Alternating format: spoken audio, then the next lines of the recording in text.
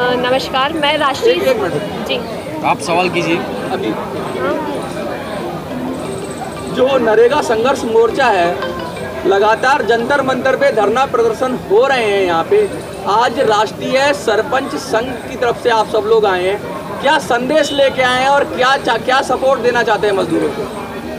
देखिए, ये जो सपोर्ट है, ये सिर्फ ये जो काम है ये मज़दूरों का तो जो है उतना ही ये सरपंचों का है। मज़दूरों का शारीरिक हनन हो रहा है एक तरह से देखा जाए तो, और फाइनेंशली भी उन लोग को बहुत दिक्कत आ रही है, क्योंकि 200 रुपये 300 रुपये हर स्टेट में अलग अलग है। उनका जितना श्रम होता है उतनी उनको मजदूरी नहीं मिल रही है। पहली बात तो दिक्कत तो पहले से ही थी, पर ऊपर से ये सोने पे सुहागा हुआ है NMMS national mobile monitoring system जो है। ऑल ओवर इंडिया में कई ऐसे इलाके हैं, इंटीरियर इलाके, जहां मोबाइल के नेटवर्क्स ही नहीं मिलते हैं। कुछ पहाड़ी इलाके हैं जहां नेटवर्क नहीं मिलते हैं, तो वहां पे मोबाइल से पहले तो ऐप कनेक्ट ही नहीं हो पाता है, तो दोनों टाइम हाजिरी लगाने का, अटेंडेंस देने का, या दोनों टाइम फ़ोटो खींच के ऐप में इंक्लूड करने का सिस्टम हो ही नहीं पाता पॉसिबल। और दूसरी चीज़, एडिट करने का ऑप्शन भी नहीं है कि अपन चलो आज नहीं हो पा रहा तो कहीं नेटवर्क में जाके कर देंगे। एडिट करने का कोई ऑप्शन नहीं है। अगर आज की मजदूरी आज नहीं लगा पाए तो वो गई, तो क्या सरपंच अपनी जेब से पैसा देंगे मजदूरों को? वो तो बिल्कुल पॉसिबल नहीं है।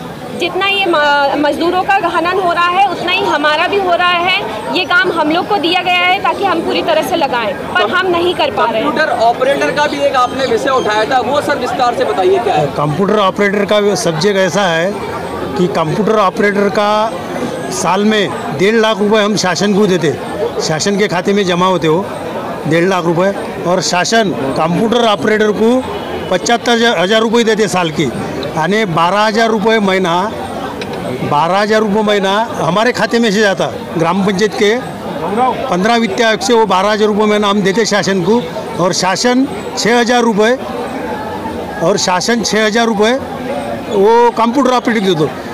तो फिर वो 6,000 रुपये शासन हमारे पास से ज़्यादा के काय के लिए लेते हो, क्योंकि वो मेंटेनेंस भी हम करते और 6,000 रुपये महीना भी हम उनका देते, तो हमारा वो उसका जो सैलरी है हम ही करेंगे। तो शासन का वो कंपनी से टाइप है, एक कंपनी है, कंपनी से वो टाइप है शासन का। तो हमको शासन ने सैलरी के लिए हम तैयार है, ग्राम पंचायत वाले कंप्यूटर ऑपरेटर की सैलरी देने के लिए। तो शासन ने ऐसे हमको ज़बरदस्ती नहीं करने को होना कि तुम भाई वो कंपनी से टाइप करो और कंपनी के पैसे हमारे खाते में जमा करो, हम कंप्यूटर ऑपरेटर को पैसे देंगे। मनरेगा का जो बजट घटा दिया गया है केंद्र सरकार के जरिए, और कह रही है कि सफिशिएंट बजट है, 90,000 करोड़ से 60,000 करोड़ पे आ गए हैं। क्या लगता है आपको मनरेगा को ख़त्म करने की साजिश हो रही है? देखिए, मनरेगा का जो बजट है निरंतर सरकार घटाती गई है पिछले कुछ सालों से। आप देखिए कि मनरेगा एक ऐसी योजना थी जिसका उद्देश्य था कि गांव के जो मजदूर हैं उनको रोजगार देना। इसका पहला जो पहलू है वो ये था, उनको आसानी से जहां वो रहते हैं वहीं उनको रोजगार उपलब्ध कराया जाए, ये इसका उद्देश्य था, जिसको वर्तमान सरकार ने ख़त्म करने का पूरा प्रयास किया। समय समय पर इसमें नए नए अमेंडमेंट वो लेकर के आए।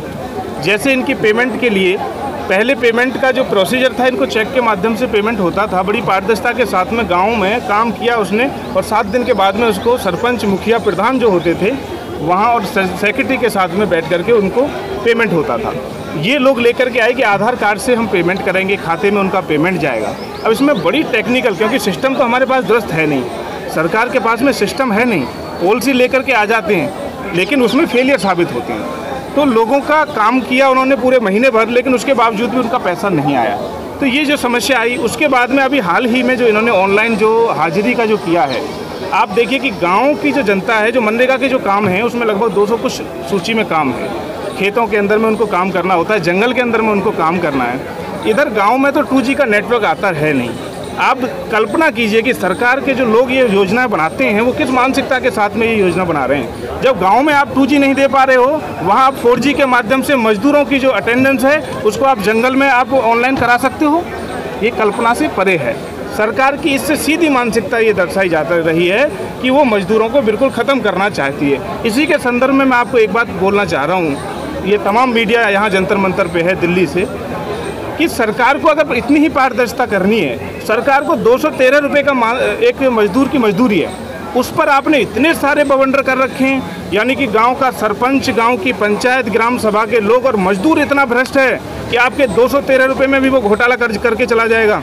लेकिन आपके लाखों करोड़ों रुपए के जो बजट आप सैंक्शन करते हो लोकसभा के अंदर में, राज्यसभा के अंदर में, विधानसभाओं के अंदर में, क्या बताइए आपने विधायक की निधि पर, बताइए आपने सांसद की निधि पर, कहाँ जियो टैगिंग का आपने फॉर्मूला अपना रखा है? कहाँ बताइए उनके बजट का कोई रिकॉर्ड? आप मीडिया साथियों से पूछना चाहता हूँ। आरोप लगा रहे हो केंद्र सरकार पर कि मजदूरों के खिलाफ साजिश हो रही है। बिल्कुल साजिश हो रही है, उनकी दमनकारी नीति, ये गरीब विरोधी सरकार कहीं ना कहीं है, जो कि 213 रुपये के ऊपर में उसकी निगरानी इतनी सख्त है, तो आखिर वो सांसद के पीछे क्यों नहीं है? हम इसकी खिलाफत नहीं करते हैं कि पारदर्शिता की सरकार बात कर रही है कि हम पारदर्शिता लाना चाहते हैं। मैं पूछना चाह रहा हूँ 213 रुपये में क्या पारदर्शिता लाना चाहते हो आप? अरे आपने उसको न्यूनतम वेतन मंशा नहीं है क्या लगता देने है? नहीं, आपने न्यूनतम वेतन जो होना चाहिए, क्या आपको लगता है कि 6,000 रुपये का वेतन कहीं सरकार का किसी राज्य के अंदर या कहीं किसी देश के अंदर हो सकता है? न्यूनतम वेतन जो कि मजदूर पूरा 8 घंटा 200 रुपये के अंदर में कहीं काम कर सकता है? क्या संदेश देना चाहेंगे सर आप इस प्रेस कॉन्फ्रेंस के माध्यम से? देखो, मज़दूरों ने तो ये संघर्ष अभी चालू किया है।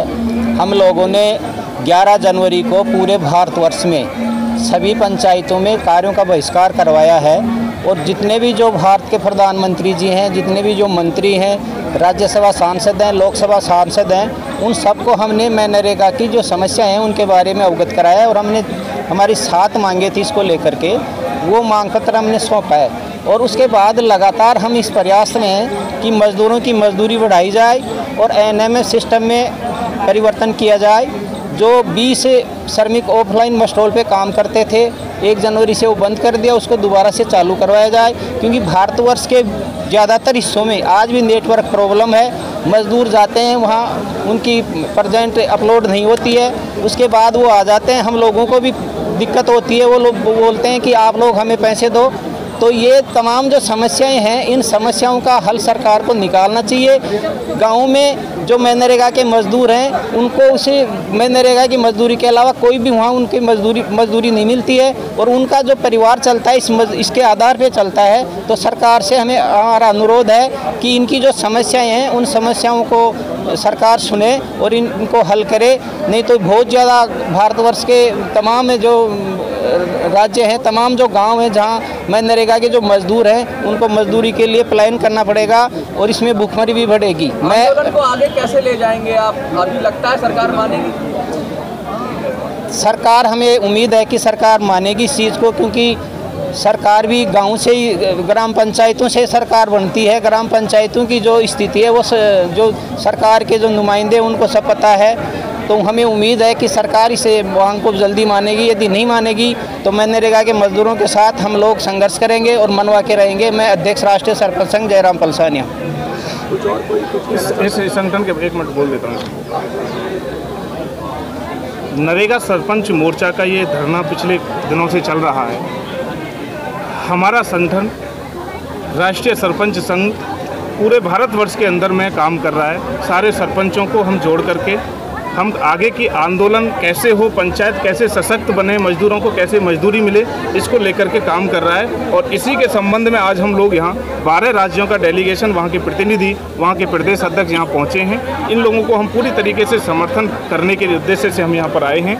नरेगा सरपंच मोर्चा को हम पूरी तरीके से, हमारा संगठन इनको सपोर्ट करता है, और जहाँ जहाँ भी इनको सपोर्ट करने की अभी और आवश्यकता पड़ेगी, हम वो पूरी तरीके से रणनीति उस पर बना रहे हैं।